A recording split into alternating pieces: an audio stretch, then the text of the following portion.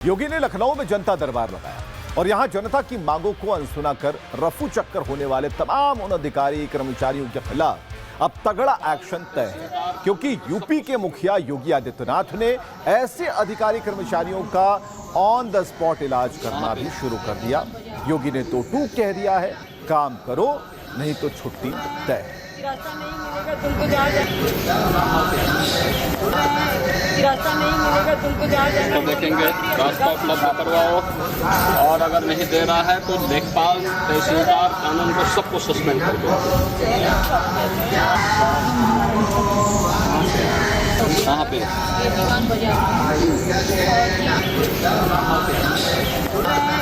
Action आप देख पा रहे हैं, वहीं पर तत्काल सब कुछ दिखाया जा रहा है। 27 के चुनाव से पहले योगी ने अपना एजेंडा बिल्कुल क्लियर कर दिया, किसी भी कीमत पर माफियाओं को पनपने नहीं देंगे, कानून से कोई ढिलाई नहीं होगी, क्योंकि जनता का हित जो है वो सर्वोपरि है। सुनिए। अब तो सड़क भी अच्छी है, बिजली भी आती है, माफिया गायब है, दंगे गायब हैं, दंगाई और माफिया हमेशा के लिए रसातल की तरफ गायब हो गए हैं, समाप्त। आज उत्तर प्रदेश बीमारू राज्य नहीं है, भारत की अर्थव्यवस्था का एक ग्रोथ इंजन बनकर के उभरा है। हमने 9 वर्ष में उत्तर प्रदेश की अर्थव्यवस्था को 3 गुना किया है। कुल 12 लाख करोड़ रुपए उत्तर प्रदेश की अर्थव्यवस्था की थी, आज वह है 36 लाख करोड़ रुपए की। तो योगी आदित्यनाथ को आपने सुना, कायदे में रहोगे तो फायदे में रहोगे, और यही लाइन योगी की है कि कायदे में रहना होगा तभी फायदा होगा। अब इधर एटीएस ने भी अपना काम शुरू कर दिया है। कहने का मतलब ये कि आतंक और जिहाद के नाम पर देश से गद्दारी करने वाले आरोपियों को एटीएस ने सलाखों के पीछे भेज दिया है और इस पूरे जिहादी नेटवर्क का राजफाश करने में लगी है एटीएस।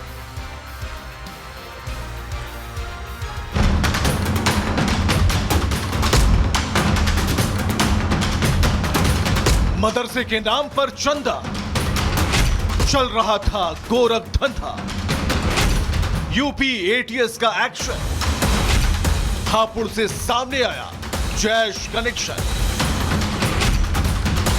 जिहाद और पाकिस्तान की सरपरस्ती करने वालों पर योगी सरकार और उनकी पुलिस काल बनकर टूट रही है। फिर एक बार देश के साथ गद्दारी करने वाले जिहादी मानसिकता वाले देश के भीतर घातियों पर एटीएस ने शिकंजा कसा।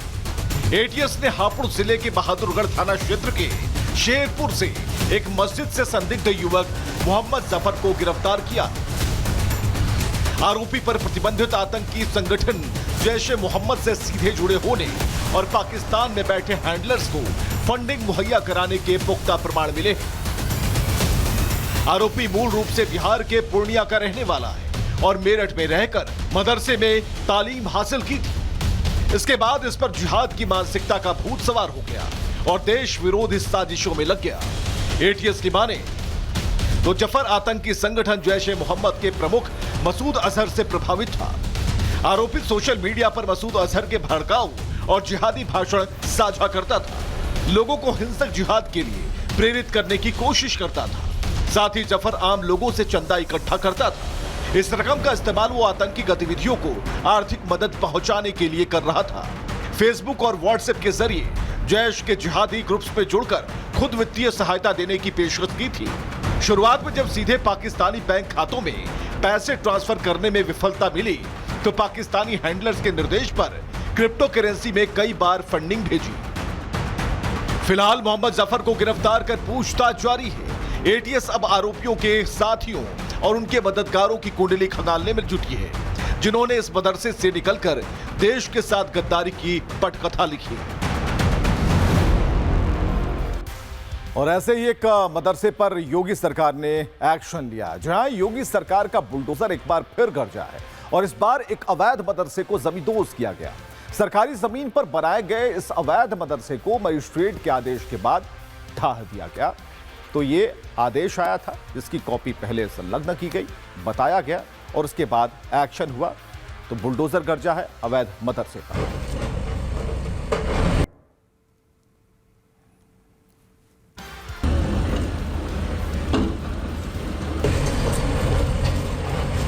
बुलडोजर एक्शन की यह कार्रवाई आप देख पा रहे हैं, जहां पर अवैध मदरसा था वहां पर बुलडोजर चलाया गया है और पूरे मदरसे को जमींदोज कर दिया गया। तो बात सिर्फ मदरसे पर खत्म नहीं होती, बल्कि योगी आदित्यनाथ की कोशिश हर उस अवैध कब्जे को उठाने की है, हर भूमाफिया को मिट्टी में मिलाने की है। संभल में भी एक बार फिर बुलडोजर गरजने की तैयारी है और यहां जामा मस्जिद के आसपास 20 से 22 दुकानों पर कार्रवाई की तैयारी की जा रही है और इसके बाद संभल में हलचल बढ़ गई।